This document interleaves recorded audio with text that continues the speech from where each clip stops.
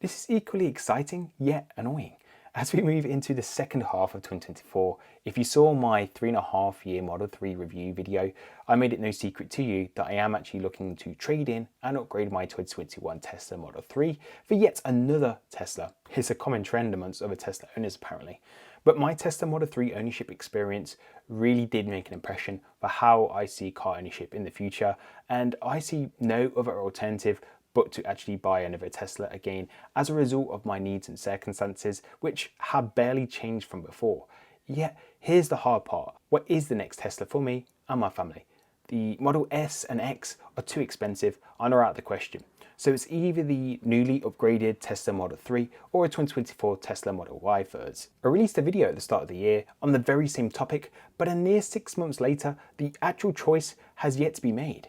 However, it's become clear to me that my wife has doubled down and made it clear that the Model Y should be the play and our choice, but the refreshed Model 3 is really my preferred option. I do have a single long shot preference on the Model Y, but it's a very, very specific build and choice for which could then be the compromise between us. But for a sole family car, who do you think is right here? What do we do? This is my problem, and I'm really hoping that you can help me make my choice and don't say get a divorce.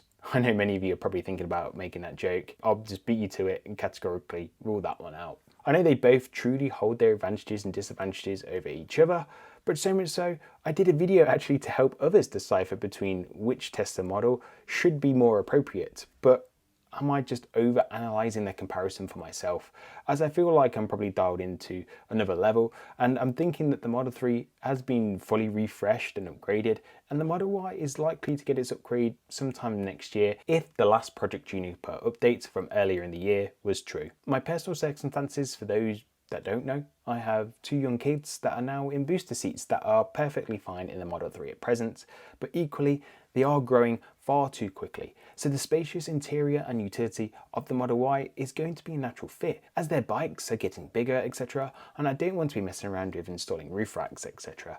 In an ideal world, the upgraded Project Juniper Tesla Model Y would be the perfect fit, but realistically, we're expecting that to release next year, but there still is a slim chance for the end of the year. So I'm effectively going to rule out that option, as the uncertainty, it just isn't helpful in this debate.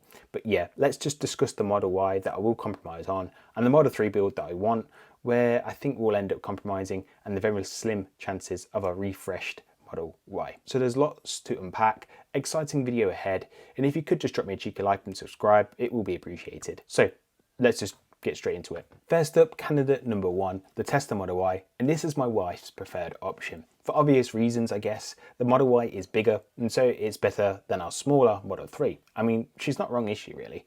The Model Y once shared around 70% of its parts with the Model 3, and at the time that enabled a similar experience between the Model Y and the Model 3 with more comfort and convenience thanks to the extra space. I mean, the tip runs would really be amazing in this car, and I fully support this preference of my wife. Oh, and it apparently can't be white, as we've already done that apparently. But what's the next best option now? Quicksilver maybe? I do actually wish that the Ultra Red was made available here in the UK for the Model Y. But apart from one specific Model Y build that I'll discuss next. But before we do that, I think you need to understand what my initial hesitations are with the Model Y. And that is, after owning our Tesla Model 3 for over 3 years, this Model Y will effectively feel like the same car for another 3 or 4 years, particularly in the interior.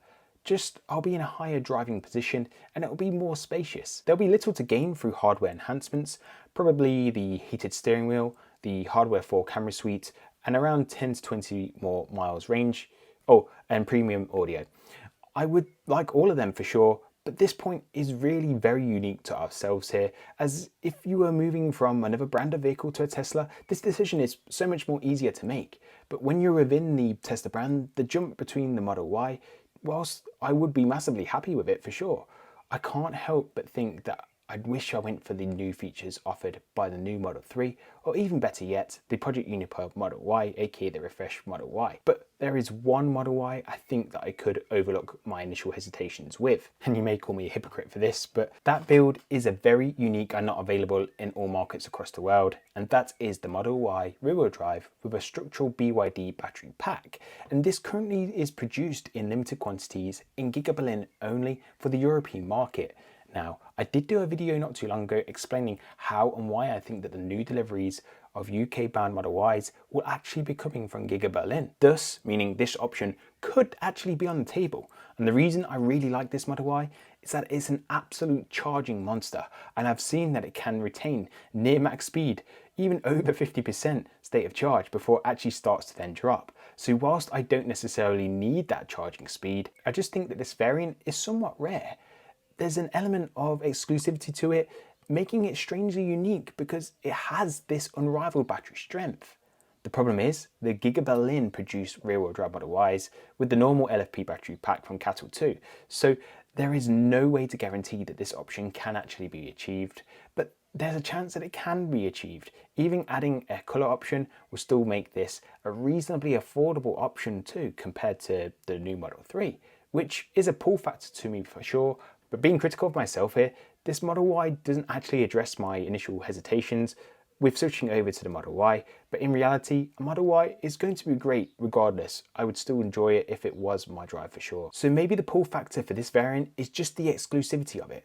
I'm not too sure, but it's definitely the preferred option for me if we do actually then go down this route. That said, the refreshed Model Y is probably the most appropriate choice, and I'd definitely double down on that if that was available today. For which it has never been announced the refresh is inbound, but still it's heavily rumoured to make an appearance following the Model 3's refresh back in late 2023. So why am I not waiting for this rumoured refresh Tesla Model Y? Mainly because it's not anticipated until 2025 sometime, particularly because we haven't actually seen a single prototype Model Y in the wild at any point, whereas the new Model 3, well, that had almost 6 months worth of sightings ahead of its inevitable announcement. If anything, if we do see it in 2024, it will be just another end of year release, just like what happened with the Model 3. Therefore, if we start seeing these camoed up prototyped cars on a Model Y-like car in the next month or two, then that really could start to fuel an argument to actually hold off and think maybe something could happen towards the end of the year. Another strong indication that the refresh could be happening sometime soon is the fact that Tom Zhu, who is a Tesla VP, returned to Tesla China with the rumour that this is in anticipation of overseeing the introduction and production ramp of the refreshed Tesla Model Y. He has an excellent record at Tesla China, considering that Elon mentioned before that Tesla China do actually make the best Teslas, and they had a smooth production ramp with the Model 3 and the Model Y before. Therefore, we just need to see some more signs before we start to take this realistically. So for now, it's worth just ignoring and discarding this as an option unless we start to see the prototypes in the wild, for which to me is probably going to be the biggest indication of progress. The rest is probably just noise.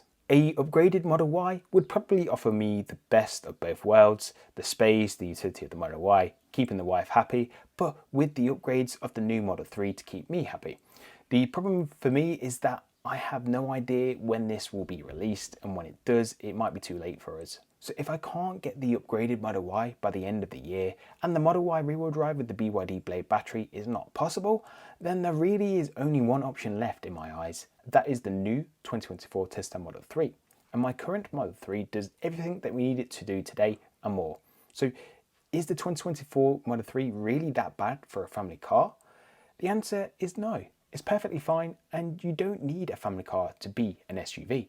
But equally, the space and utility of the Model Y is its single biggest asset in my circumstance, and that is going to be a pull factor. Well, that and there really are some good finance deals to be had. With the upgraded Model 3, I just love knowing that the interior is totally different to what I have today in my Model 3 and the Model Y sold today. That will make it feel totally new, and the rear screen for the kids will definitely keep them entertained.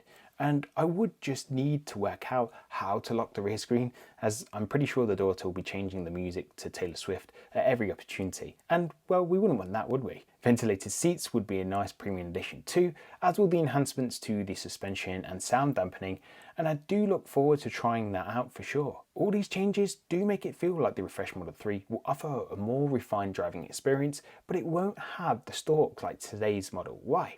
But is that overrated anyway? Feedback that I've heard from people that do own the Model 3 say that you do get actually used to the lack of stalks. And I find most of the negativity comes from those that don't actually want to try it. And if you don't like it and you're not obligated to buy it, it's your money, and so you just spend it how you want to. Personally, I just think I need to test drive this bad boy to see how it truly is. I do love the ultra red option too. I actually think this could be potentially Tesla's best ever colour. If they can add some sort of finance deals just to make it that little bit more competitive, that may be a trigger point to go on full persuasion mode to the wife. And I think the ultra red will secure it, but I just need some really good finance deals to go live to actually give me the firepower to make that happen. So to conclude, what do you think I should do? Are you Team Model 3 or Team Model Y? Let me know in the comment section below. I wait with excitement over the next 6 months to see what it has in store, but I still think the Model 3 is probably the best choice. But our compromise will probably be that BYD battery powered Model Y if I can get our hands on it. The refreshed Model Y will be great if it turns up towards the end of the year, but ultimately I don't think it will happen, and if it does, then I'd expect the finance rates will be crazy for the first few months just to capitalise on that high demand. But we shall see. So how was today's video? Have you had the same predicament? And if so, what did you do? Don't forget to like the video, subscribe, share it with any friends or any family that may find it beneficial. You folks have been great, and I'll see you in the next one. Ciao.